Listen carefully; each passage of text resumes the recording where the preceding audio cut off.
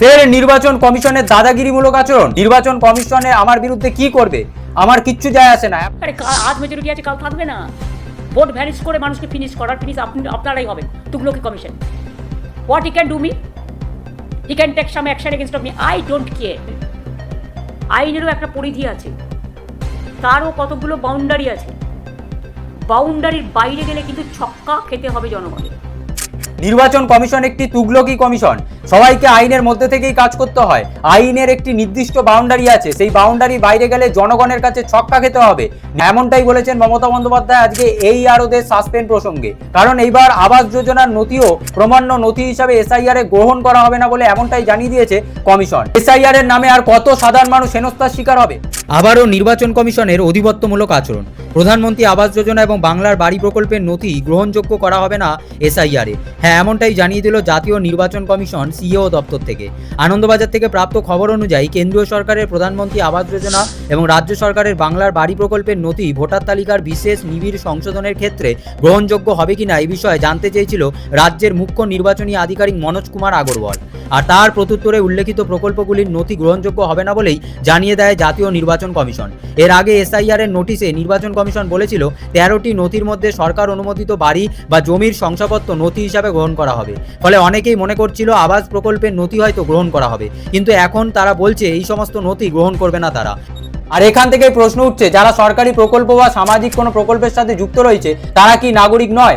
আর যদি তারা নাগরিক নাই হয় তাহলে এই ধরনের সামাজিক প্রকল্পের সাথে যুক্ত হলে কি করে বা তারা সুবিধা পাচ্ছে কি করে? আর যদি নাগরিক হয়েই থাকে তাহলে কেন তারা ভোটদানের মতো একটি গুরুত্বপূর্ণ রাজনৈতিক অধিকার থেকে বঞ্চিত হবে? কারণ সংবিধানে 326 নম্বর ধারায় সার্বজনীন প্রাপ্তবয়স্কের ভোটাধিকারের কথা বলা হয়েছে। সেখানে বলা হয়েছে যে কোনো ভারতীয় নাগরিক যারা 18 বছর বয়সী বা তার বেশি বয়সী তারা ভোটদান প্রয়োগ করতে পারবে। সংবিধানে স্পষ্ট উল্লেখ করা হয়েছে, the election to the House of the People and to the Legislative Assembly of every state shall be on the basis of adult suffrage, that is to say every person who is citizen of India and who is not less than 18 years.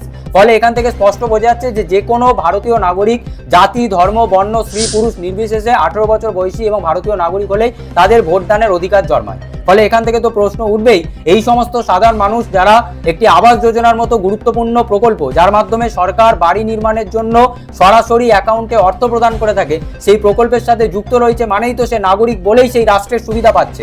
তাহলে সেই সুবিধা পাওয়া সত্ত্বেও সেই আবাস যোজনা বা বাংলার বাড়ি প্রকল্প যাই হোক না কেন সেই কার্ড বা সেই সার্টিফিকেট এসআইআর এ গ্রহণযোগ্য নথি হিসাবে কেন গ্রহণ করা হবে না? বস্তুত আবাস যোজনার টাকা বন্ধ করে দিয়েছে বলে বিভিন্ন সময় তৃণমূল কংগ্রেস বিজেপিকে আক্রমণ করেছে। তাই বাধ্য হয়েই মমতা বন্দ্যোপাধ্যায় নেতৃত্বাধীন সরকার বাংলার মানুষের স্বার্থে কেন্দ্রীয় সরকারের বঞ্চনা সত্ত্বেও রাজ্যের মানুষের জন্য বাংলার বাড়ি নামে নতুন এক প্রকল্প শুরু করেছে। রাজ্য সরকারের উদ্যোগে বাংলার বাড়ি প্রকল্পের আওতায় উপভোক্তাদের ব্যাংক অ্যাকাউন্টে টাকা পাঠানোর কাজ ইতিমধ্যেই শুরু করে দিয়েছে রাজ্য সরকার। 60,000 টাকা করে প্রথম কিস্তিতে বিভিন্ন গরিব মানুষের অ্যাকাউন্টে ঢুকেও গেছে। আর এখান থেকেই তো প্রশ্ন উঠছে, রাষ্ট্র এই প্রকল্পের টাকা তো সেই রাষ্ট্রের নাগরিকদেরই পাঠাচ্ছে।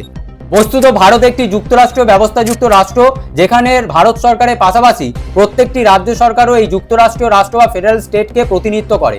সেখানে দাঁড়িয়ে রাষ্ট্রের প্রদত্ত এই সমস্ত সামাজিক প্রকল্প যে সমস্ত সাধারণ মানুষ গ্রহণ করছে সেখানে দাঁড়িয়ে তো এটাই প্রতিপন্ন হয় যে এই সমস্ত সাধারণ গরিব প্রান্তিক মানুষরা রাষ্ট্র কর্তৃক স্বীকৃত নাগরিক। আর সেই নাগরিকরাই তাহলে কেন তাদের ভোটাধিকার বা রাজনৈতিক অধিকার থেকে বঞ্চিত হবে? এই প্রশ্ন তো অত্যন্ত যুক্তিসঙ্গতভাবে উঠে আসবেই।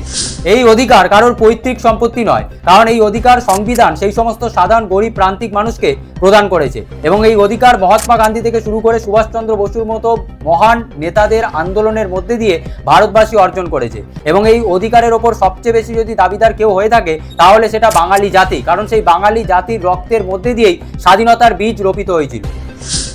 আর যদি নির্বাচন কমিশন মনে করে যে তারা ভোট দিতে পারবে না কারণ তারা নাগরিক নয়, তাহলে নির্বাচন কমিশন এটাও উত্তর দিক তাহলে তারা এই সুবিধাগুলো পাচ্ছে কি করে? দুটো তো একসাথে চলতে পারে না। কারণ সংবিধানে রাজনৈতিক অধিকার প্রয়োগের ক্ষেত্রে প্রধান দুটো যে যোগ্যতার কথা বলা হয়েছে, অর্থাৎ 18 বছর বা তার বেশি বয়স এবং ভারতীয় নাগরিক, এই দুটোই তারা কিন্তু ফুলফিল করছে। তাহলে রাষ্ট্রের অভ্যন্তরে বসবাসকারী এই সমস্ত ব্যক্তিরা যখন সমস্ত কিছু ক্রাইটেরিয়া পূরণ করা সত্ত্বেও তাদেরকে রাজনৈতিক অধিকার থেকে বঞ্চিত করা হয় তখন সে বিষয়ে তো প্রশ্ন উঠবেই।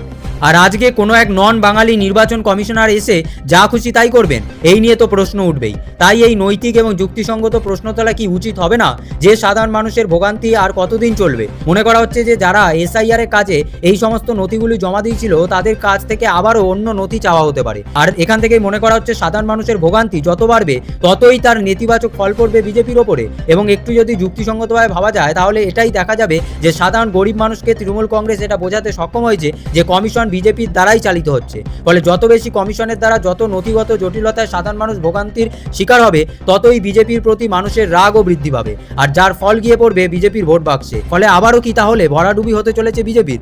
আপনাদের মতামত অবশ্যই কমেন্টে জানান।